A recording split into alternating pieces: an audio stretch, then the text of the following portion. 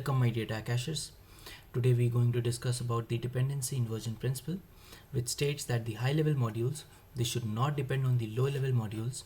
Instead, they both should depend on the abstractions which can be implemented via interfaces or abstract classes. The high level modules are the modules which define the overall logic, and the low level modules, they do some specific tasks. So let us take an example. We have a notification service API which you are going to implement for the user. Initially, you just have an email service for sending out notifications. You implement that email service in this notification service API. Now, what will happen here is a dependency is being created over this low level email sender class. Now, you might not see a problem here, but as your business and your requirements grow, then this API will have a lot of maintainability issues and testability issues as well. Well, let me give you an example.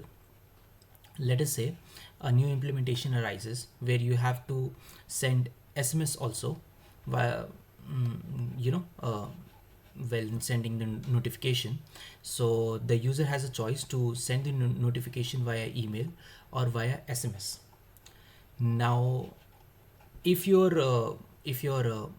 business is limited to sending emails only, then this code will work fine. But now you have to modify it in case of SMS. So you'll create another SMS sender class. You'll initialize both of these objects in your notification service API. And now there are two options. In order to send out the email, now you can set ask for extra flag, and if that flag is one, then send out an email, or otherwise send the SMS.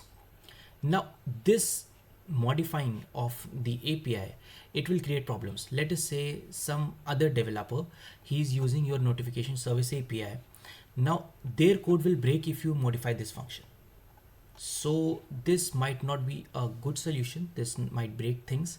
So in order to avoid this, you think you can just initialize a global variable, and whenever sending out email or SMS for notification, then just initialize that flag to 1, and you can just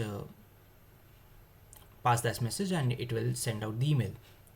Well, so your solution works here, but you can see that code is the code is pretty messy right now, and it will get a little bit more messy as your requirements grow, and sooner or later you'll have to refactor this code.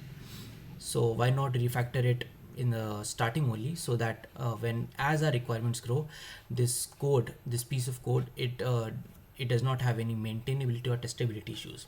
Yeah, there is one more thing that I would like to point out. Let us say you have to test this API. Now you can't test this API right now. You can't unit test this API right now, because what you'll have to do is you'll have to actually send a dummy email here in order to test this notification service API, because it is relying on this send email or send SMS, which are there for handling some low level implementation, which is not at all good. So here our dependency tree, it looks like this, that the notification service, it is dependent on this too. So when I say dependent, it means that as our low level implementations, they are changing, like we have an SMS sender, your notification service API is being modified. So this is how it is dependent. It is not dependent on in the manner that an error occurs here, then error will occur here. That is not the case. In DIP case also, error will occur in that case also, but you can see you'll have to modify this code if you are modifying any of this code. So that will create a problem.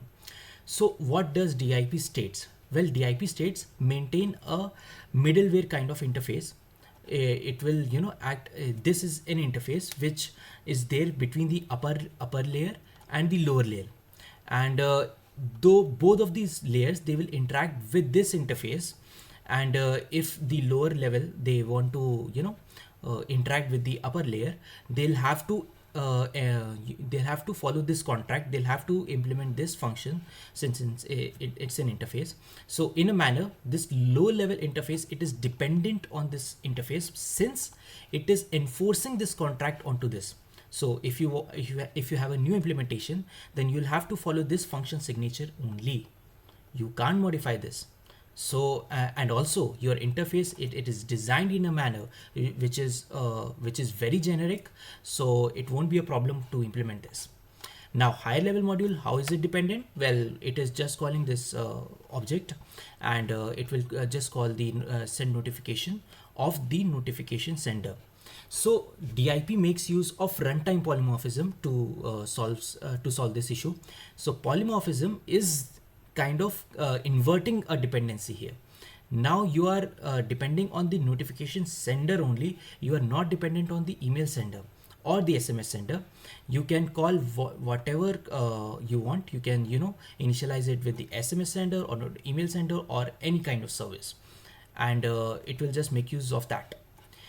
Here, no tight coupling has happened, since it is an interface. In runtime, it will decide what implementation to call, whether to call SMS sender or to call email sender. So here, dependency tree, it looks like this. So now what will happen is that notification sender, we know that it is a constant interface.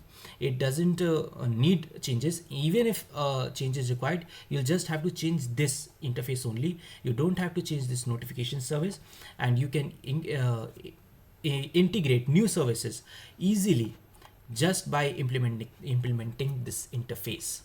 So you see this, this is my favorite kind of design principle, as it is kind of implementing integrating higher level modules with lower level modules, and you can scale this really easily. So that's why it's my favorite. So this is about DIP. Thank you. Don't gotta worry for the both of us.